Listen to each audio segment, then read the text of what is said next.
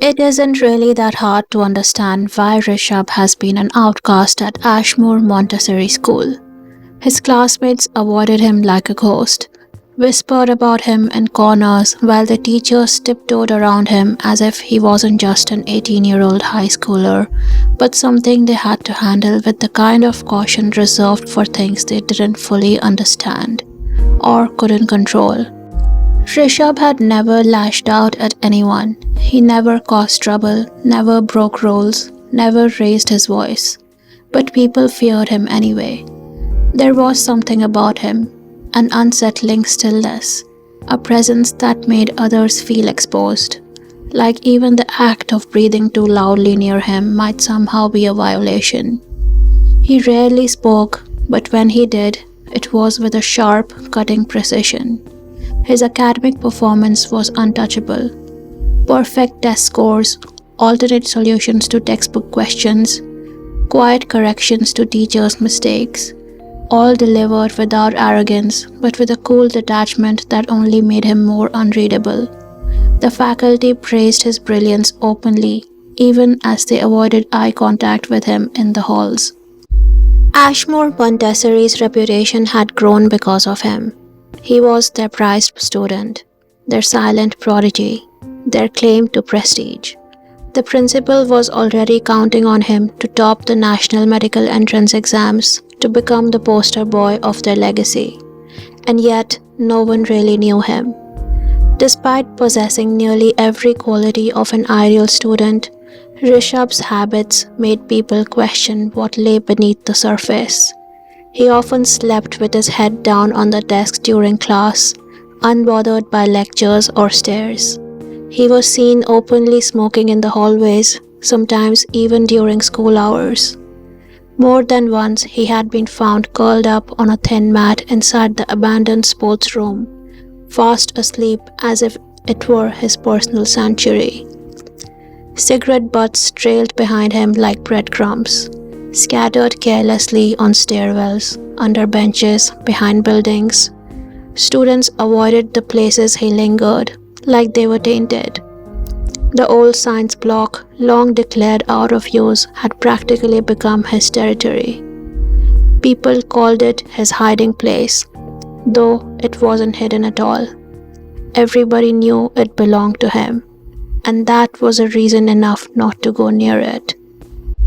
It was as if he carved out spaces within the school just by being there, places the rest of the world quietly agreed to stay away from.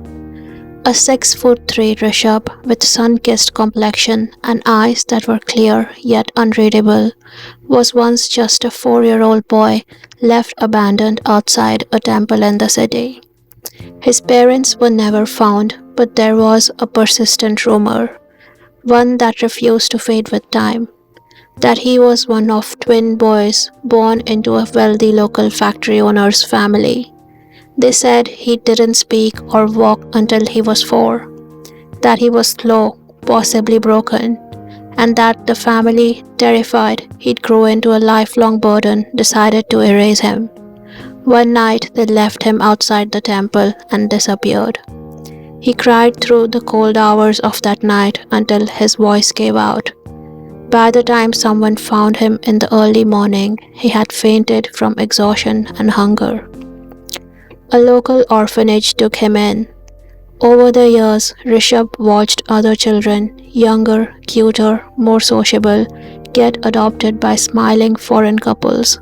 He never smiled when prospective parents visited, never reached out, never performed, and so he was never chosen. But the caretakers adored him in their own quiet way. He never caused trouble, never cried, never asked for more than what he was given. As he grew older, his silence was matched only by his intelligence. He began to excel at everything, especially math. It was precise, controlled, unchanging, something he could master. The orphanage manager, impressed by his academic brilliance, reached out to Ashmore Montessori, urging them to consider him for a scholarship. When the principal reviewed his scores and Olympiad performances, he didn't hesitate. Not only was Rishabh admitted, He was given a dorm room on campus, an uncommon privilege reserved for the school's most elite students. From the outside, it looked like a success story, but no one really knew the boy behind the numbers or what it cost him to get there. It's April. The last year of high school has officially begun, and with it, the pressure to perform. Ashmore Montessori has introduced evening cram classes for its top performing students. A 3-hour grind from 6 p.m. to 9 p.m. focused entirely on mathematics, biology, physics, and chemistry. Each session is packed with mock tests, revision drills, and years of past university exam papers. It's rare for anyone to join a new school this late in the game, but Abeer might just be the exception. His father, a lieutenant colonel in the Indian Army, gets posted to a new city every few years, which means Abeer is no stranger to changing schools, uniforms, or friend circles. He used to be the new kid, and he's good at it. Chill and carefree, Abeer doesn't stress about the future the way his classmates do. While most are losing sleep over entrance exams, he already knows what he wants. He plans to join the National Defense Academy after school, like his father, his grandfather, and every other man in his family before him. It's the path expected of him, and he doesn't question it. Even though he joined Ashmore in its final year, Abeer slips into the social fabric of the class with surprising ease. His laid-back charm wins people over quickly. His jokes land. His confidence doesn't threaten anyone. Classmates gravitate toward him, and the girls whisper about him behind their textbooks. The chocolate boy, with the army brat smile and kind eyes. But even in the middle of all this acceptance, Abeer can't help but notice the one person no one seems to go near: Rishabh. The tall, quiet boy who sits in the last row, always with his hood half drawn and his eyes somewhere far off. Abeer has asked his new friends about him, and each time he gets a different story. He's part of a gang.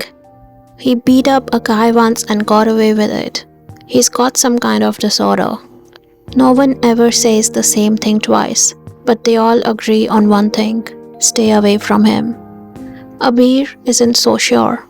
He's caught Rishabh's eyes a few times, just passing glances in class or while crossing paths in the hallway, but he never gets anything back. No nod, no acknowledgement, nothing. Like Rishabh isn't just avoiding him, but avoiding the world entirely.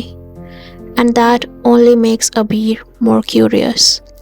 Even though Abeer doesn't attend the evening cram classes, he waits. Every day at exactly 9 p.m., he stands outside the dimly lit classroom, leaning casually against the corridor wall, watching students pour out with tired faces and cluttered minds. But he isn't there for them. His eyes follow one person only: Rishabh. Without fail, Rishabh walks out alone, his bag slung low over one shoulder, hoodie pulled up like armor. He doesn't speak to anyone, doesn't acknowledge the world around him. He moves like a shadow, like someone passing through a place without ever really being part of it. Abeer follows him, quietly, keeping just enough distance not to be noticed. Ashmore Montessori is massive. Spread across 5 acres of sprawling land and old, crumbling buildings at night, only the areas surrounding the classrooms and dormitories are lit. Everything else sinks into silence and shadows. Rishabh takes the path no one else does, a narrow lane behind the school, cutting through trees and past the abandoned greenhouse, leading toward the old water tower that supplies water to the entire campus. The tower stands tall, about 130 feet, surrounded by rusting fences and tall grass. Most students don't even know how to get there, but Abeer has been watching long enough to memorize every turn. He hides behind a tree and watches Rishabh climb the spiral staircase to the top, slow, steady, like he's done this 100 times. When he reaches the top, he sits right on the edge, legs hanging dangerously over the side, leaning back against the cool concrete of the tank. With practiced ease, he rolls a joint, lights it, and takes a long, slow drag. Smoke coils upward, turning into perfect rings that float into the night sky. Abeer waits a beat, then starts climbing. His footsteps are careful on the metal steps, echoing faintly into the quiet night. He doesn't say anything when he reaches the top. He just walks over and sits beside Rishabh.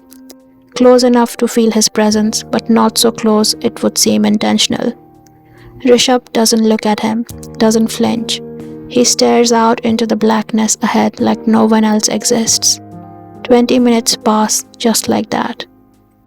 Then just as Rishabh lifts his hand for another drag, Abeer reaches out and gently takes the joint from between his fingers. Rishabh doesn't resist. He watches silently, a faint trace of amusement in his dark eyes as Abeer brings it to his lips, inhales, and immediately starts coughing. Hard. His eyes water, his shoulders curl forward, and he sputters like he's just swallowed fire. For a second, there's nothing but the sound of hacking cuffs and Abeer's eyes blinking back the sting. Then Rishabh smiles. Not a smirk, not the sarcastic kind Abeer was expecting. It's small and warm, the kind that tugs softly at the corner of his mouth and completely contradicts every rumor Abeer's heard about him. Is it very funny that I don't know how to smoke a joint? Abeer asks, still catching his breath. Yeah, it's very funny, Rishabh says, and the smile lingers just long enough to be real. Then show me how to do it. Rishabh stares at him for a moment. There's interest in his gaze now, a flicker of something deeper. Curiosity, maybe, or hesitation. He takes the joint, holds it in front of Abeer. Take a small drag in, he says softly. Abeer leans in. His lips brush Rishabh's finger as he inhales, and there's a jolt. Something sharp and strange in his chest, like the air's shifted between them. Only use your nose to let the smoke out, Rishabh continues. Keep your mouth shut, don't let it go down to your stomach. As he says this, he places his other hand gently on Abeer's stomach, grounding him, guiding him. The touch is brief, but Abeer's entire body tingles. His mind blurs for a moment. There's something about Rishabh's closeness, the quiet intensity in his voice, the way he watches him without blinking. Abeer follows his instruction. Slowly, carefully, he lets the smoke out through his nose. His throat still burns, but it's more manageable this time. Rishabh nods, taking the joint back, drags it once, then places it back on Abeer's lips. And that's how it starts. Every day without fail, Abeer waits outside the cram class.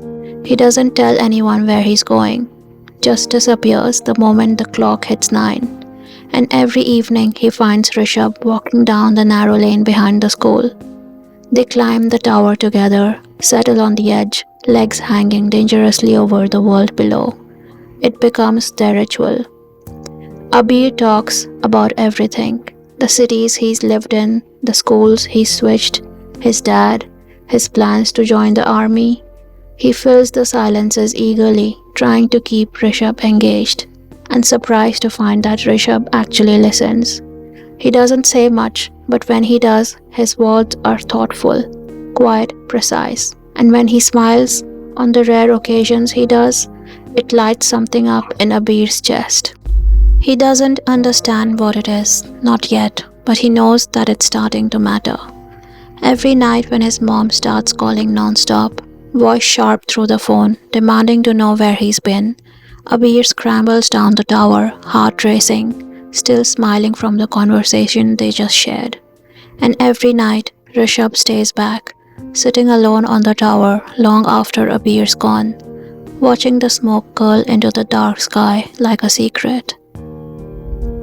Guys, his mouth tasted like fire. The Rishabh and Abeer story will be a 3-part series. Episode 2 will be out next week, same day. Bye.